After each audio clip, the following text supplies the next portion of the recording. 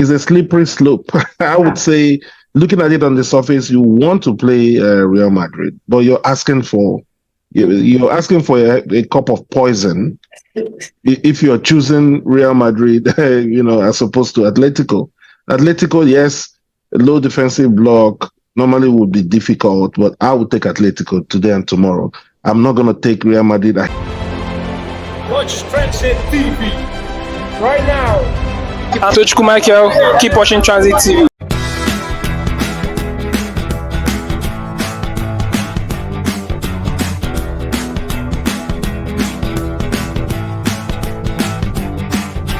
It's fair enough for us to now look ahead and kind of maybe in conference. This is your first time here. I want to give you a chance to take a minute or two, talk about Arsenal and Arteta and what you have seen this season. At the back of last season, everybody felt that we're going to be the favorite going to this season for EPL, which they look to. For me, I feel injuries and some very questionable decisions by referees undid Arsenal, because the last 16 games, but was the last one against Nottingham Forest, Arsenal had amassed the same number of points with Liverpool. 10 out of 15 games, 10 wins and 5 draws. The same thing with Liverpool. So this difference we are seeing now, obviously, is a gap that was created within the first 10 games of the season. And we all know that injuries and some dirty decisions by referees caused some of those losses and draws. So I don't know what you think. I know you have a different perspective, or if you don't, let's know what you think has happened. Yeah, and starting from this game yesterday too, right? I think a lot of Arsenal fans I look at a lot of professional team fans as little kids that are always looking forward to Christmas and new gifts, right? Like, our players are never quite good enough. We're always looking forward to that new signing. But I think you look across the league and you look position by position, you struggle to find teams or 2 or 3 teams that have better individual players in each position than we have. So I don't think is the ownership. I don't think it's because we need to buy new toys, right? Because we're already making an excuse for this year, looking forward to next year. We have good enough players to deliver, right? So what's going on? What's wrong? Yesterday, PSV played a very open game. And I think we're very successful when other teams play open game and we'll kill them. Marino was able to be himself and play because he had plenty of space. In the EPL, some teams will come and pack up that backline. They'll play with a low block, and you don't have that much space to work with.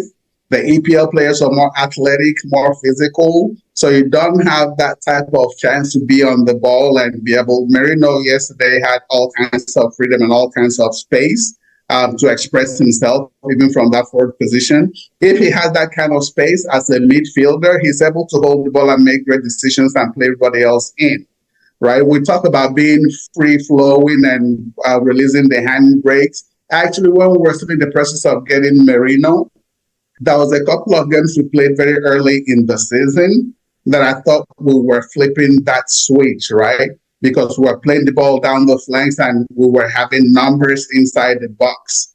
One day, one of these, I think I'll open my X account and some of my posts, and I was excited. I'm like, wow, with Marino coming in, him and Alvarez are going to face, because my thinking was, okay, this is how we're going to be playing. Play the ball down to the flanks, get bodies inside the box, whip those crosses in, and let Marino and Alvarez feast, right?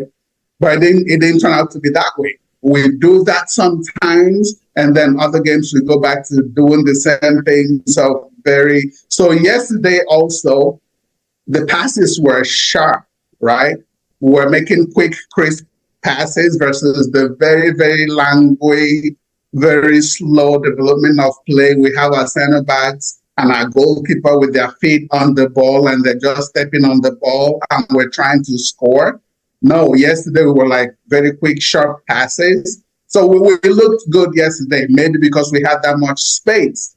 But when we have teams that play low blocks, I think we need to have a different type of, I think that's where our manager needs to help the guys out, right?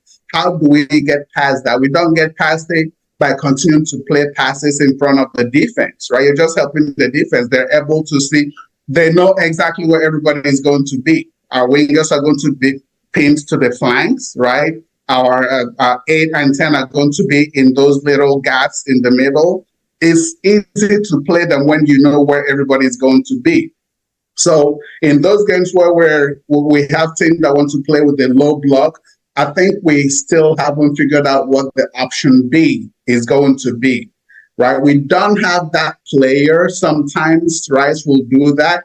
They'll come pick up the ball and run at the defenders with the ball.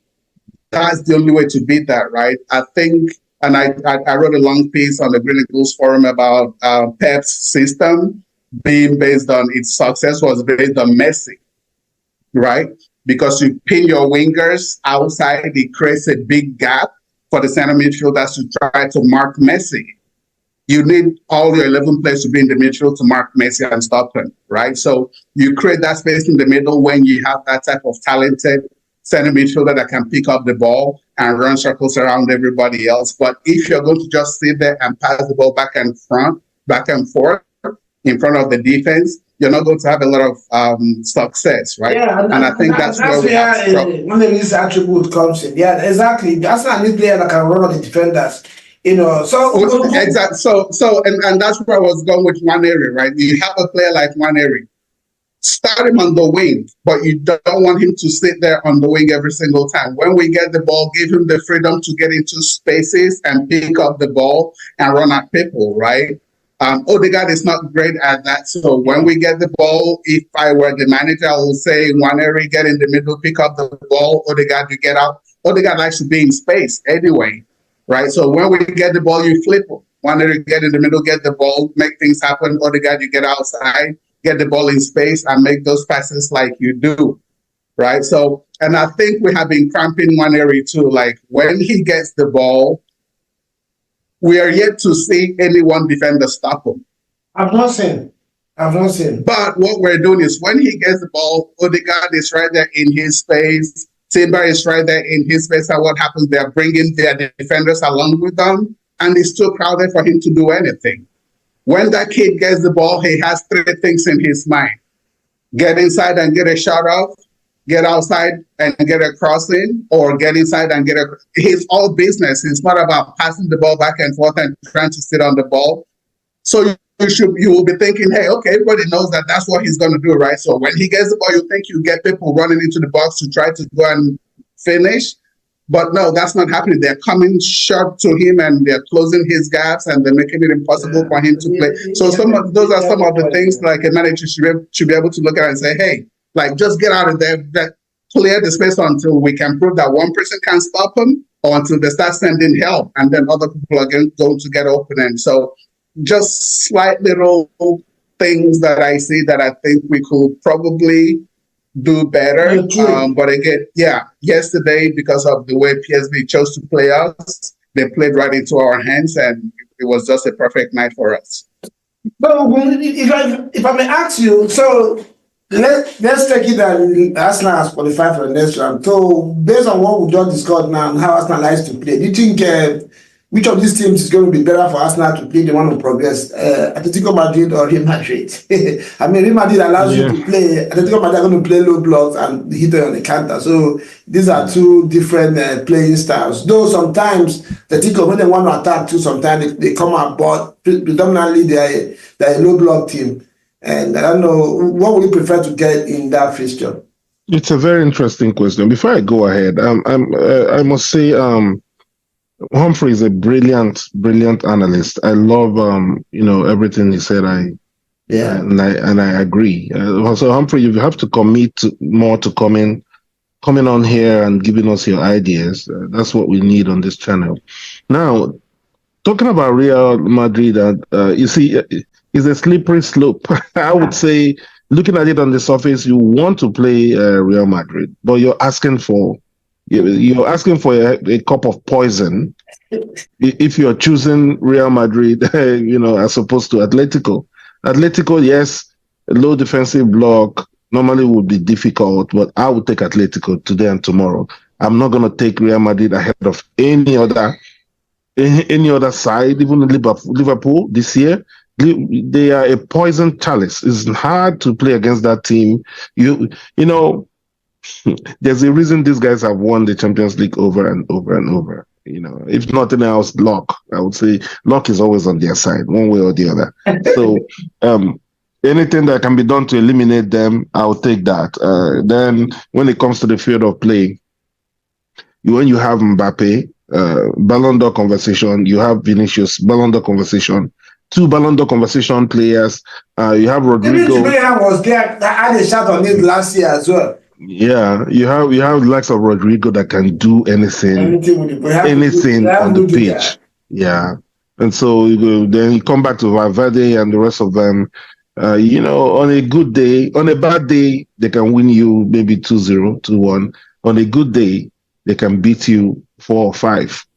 So you have to, you have to be very smart. If we play against Real Madrid, we have to be very smart, and we'll hope the ball will bounce our way, when we get to meet them. Yeah, but Humphrey, 3 weeks ago, Barcelona cleaned out Real Madrid 5-1. In fact, two games this season, I think they did not score. Barcelona dealt with them, seriously. And Barcelona, for me, are not even the best of forms. They are also almost like Arsenal. Today they are good. Tomorrow, you don't know what you're going to get because there are a lot of young players in that team. So, what will be your perspective if you are giving the Atletico Madrid and Real Madrid? Which one will you choose and why? I think like Ugun said, Real Madrid, they have the pedigree, right? Their trophy is their tournament, right? They basically own it. With a guy like Ancelotti at the helm, the guy is a serial winner. He knows how to win this position. And then you look at the talent on the field, right? All across the board. At least their front line, there's so much talent there. I think with Atletico, it's a little bit of a par as far as talent. So it becomes the manager now, right? Who gets the part of their team on that given day? Who is able to? I think Simeone might be a little better at adjusting game by game and being able to game plan based on who he's facing versus just having the same system. Let's go there, and this is exactly what we're going to do. But I think I like our chances better against Atletico because at least when you look across the field, position by position, it's a little bit of a match, especially right now with all the injuries we have, right? Real Madrid is just too talented to expect to play 2 games and nothing happens. Like somebody's bound to produce something special and turn the tide. So I think I agree with you. I will know that later. Yeah, before we round up, I know we're going to have to, like you mentioned, Humphrey, you need to come because we have to have some time to talk about Arsenal in full detail. Yeah, please, before we round up, I want to, not respond. I just want to add something to a few of the things that Humphrey said about the team. Talking about, sorry to cut into your stuff. No, go ahead. About the owners and wanting new toys. I mean, that's a very valid assertion. I agree. And I am of the opinion that, yes, fans are always looking for the next best thing, the next new thing, right? But I remember that at the beginning of this season, at the end of the transfer window last season, you, Reggie, when we were talking about transfer window, said something that at that point, I agreed with a little bit, but I was like, let's see what happens in the season. You said that this team isn't complete to contend for and win the Premier League. We needed a forward. At least you've done the investments. You've bought some quality players in the midfield and defense. We needed a quality forward to kind of complete the lineup and make us, formidable enough to last this season. But they didn't do that. They brought in Raheem Sterling that gave us a little glimmer of hope based on what he's done in the past, right? And so if perhaps the owners had gone the extra mile, not even the extra mile, had done what they're supposed to do and bring in one forward to support Kai Havertz, who we did not even buy as a forward, as a striker, right? they didn't do that. At the end of the day, it has cost us really badly. And then coupled with the injuries. So that's where you can call the ownership into question and say, hey, you guys, when you're investing, invest completely and give the team the best chance of winning. And that's for the ownership. But having said that, very happy with what they've done in the past couple of transfer windows, except this last one, but this past 2 summer windows and even January, they've done well to invest and support the manager. But then another thing I wanted to talk about is that notion that and rival fans do this all the time. When Arsenal dominates an opponent, it's either that opponent was really bad or it was just a good day for Arsenal. It happens a lot more than not. And so when a team creates a record of dominating teams, right? With dominating teams and dominating, and it's always the other team didn't have a good game or didn't have a good day or didn't have a good day. How many bad days are these teams are going to always have against Arsenal?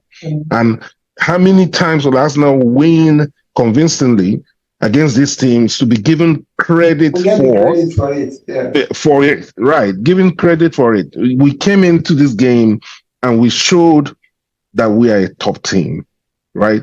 Call us a top team and don't tell us that the opponent had a bad day. Yeah, considering balance, PSG, like I said, they dumped Juve out of the competition in the last round. They beat Liverpool in the group stages, so they're not a pushover kind of team. They're a serious team as well. It's just that probably, like you both mentioned right there, Arteta is a coach that we know is very, very tactical. In fact, if there's anything wrong, any fault that he has, sometimes he overthinks his tactics. We have heard players so many times come and say that he gives them a picture of what they're going to see on the field, and every day they see exactly the same thing. So the difference now is the execution sometimes goes the other way. I have a lot of regard.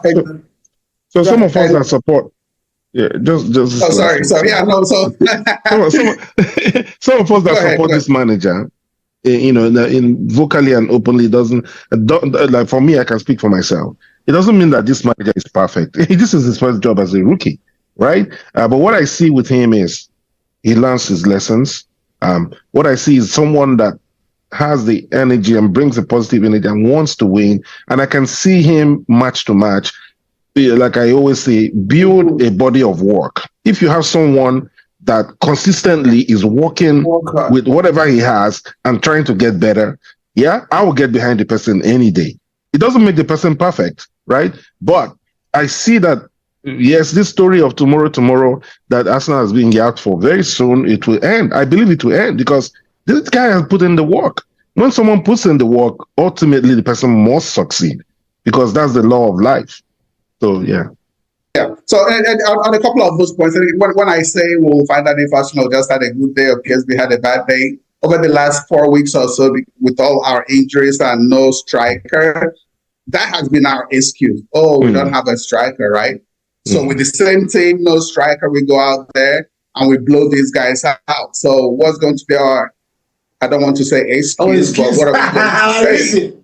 What our reason, right? Next, when we go a whole game and don't get a shot off on goal or on target, like that cannot be a reason anymore, right? Because we have shown that we can do it, right? So, so that's what I mean. Like, okay, did they just have a bad day, or did we just have a lucky day? But to me, when any team comes out and plays us openly, except for Newcastle, I don't know what they did those 2 games. It was just something totally different that deserves studying, but they just owned us, right? Unapologetically owned us. And it wasn't because we were playing the low block. But so the answer to that one is just one man. They didn't do anything. Isaac happened to us. When Isaac happens to you. Newcastle, I give it to them for the past 2 seasons. They just figured Arsenal out. We can't just There was a lot. It looks like Chelsea of 2008 Chelsea. They just figured Arsenal out right now. So let's leave that one. Let's forget about that experience. Well, and then the striker issue. So I think over the last couple of years, we've had a couple of players kind of regress. 2 seasons ago, we were getting a bunch of goals from Martinelli, a bunch of goals from midfield, from Odegaard, and of course, Saka always. This season, Martinelli is a shadow of himself, I'm sorry to say. Like 2 years ago, he was being discussed as one of the brightest young players coming up. Now you can't even bring him up to the same conversations as some of these other guys, right?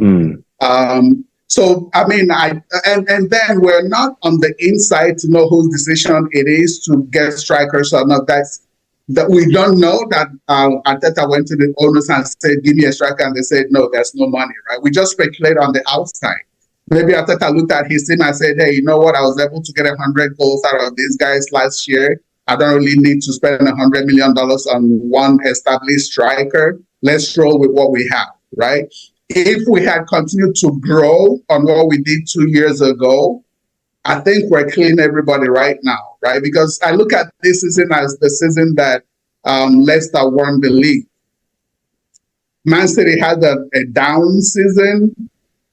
Leicester had a clicking Jamie Vardy and Mahrez, and they were healthy the whole entire season, and they rode that to Liverpool. You look at them and like, that's not one player that other than Salah that makes you shiver, right? Just Salah, one goal every week. That's it. Everything is just clicking for them, right? So we sit here and we speculate, oh, is the owners that refuse to buy the striker? Who's to say that Arteta looked at his team and said, hey, you know what? I got a bunch of goals out of these guys. I don't need to go spend this amount of money on this. I don't think it was the owners. From what I heard, like you mentioned there, Humphrey, last 16 games of last season, Arsenal has scored 53 goals with this set of players. It's the most in the league. And again, Arteta always says it, that he's not going to just sign player to bring a player in. He has to be somebody that's going to improve the team. I think the player that he wanted to sign wasn't available last summer. And he said, I'm not going to waste my budget for a third or fourth choice. Let's go and see where we get. For me, what derailed Arsenal this season, first of all, difficult feature to start the season. With our first 7 games, I think 4 or 5 were away to difficult grounds like Aston Villa, to Brighton, to Man City, and I can't remember the other 2 fixtures. Then, other than that, I know it looks like an excuse, but there are so many, the 3 red cards that we got, no other team have even received a yellow for it since those things happened. So once that happened in that first half of the season, that gap was created by Liverpool. It became a problem. Like I said, in the last 16 games, minus 1 game, Arsenal has had the same result with Liverpool. So we tells you what those first 7 games or 10 games of the season did to Arsenal. Then injuries now came in. Like you mentioned, people at Martinelli are suffering from Saka not being fit, from Jesus not being fit. Because what happens is Saka does his thing, takes his shot, some rebound, Trossard gets some, Martinelli gets some. Jesus, if he was fit, he's not scoring goals for you, but he's engaging defenders and creating space for the wingers to enjoy because he doesn't score. So now we don't have that. Havertz is the player that thrives on spaces. He doesn't do much of physical or dribbling engagement with players. He drags defenders away and creates space for people. And, so it's been a bunch of so many things. Like we mentioned, Arteta, sometimes he gets it wrong. If I was Arteta, after that first game, Bruno came in and scored 2 goals. If you remember, we discussed, I was not going to start him. I was still start Raheem Sterling. Because now, the teams are not going to be ready for him, and it's not something that he knows how to do. So still give him that space to relax. Don't put pressure on him. You remember the next game against, I think it was after that Wolves game. I can't remember who we played next. He was almost anonymous in the field. We couldn't really see him because it wasn't something that he could play. But now he has pressure on his head to score the goals. That's one thing I think I did wrongly by giving him that pressure the next game. But like you mentioned, the season is. I still feel the season is not done with EPL. Anything can still happen because Liverpool have seen the last 3 games. I don't know if it's lack of energy. We're going to go into them now. I don't know if it's lack of energy or that mindset of we can't lose it now. They begin to do more of a counter-playing team than free-flowing team. But we'll see what happens. We'll we'll end it here. Hopefully, like I was going to say before, we need to have you here. We're going to have some time to, really discuss us now, break Arteta down on the team, how they did this season, and to be nice to have you here more as we can.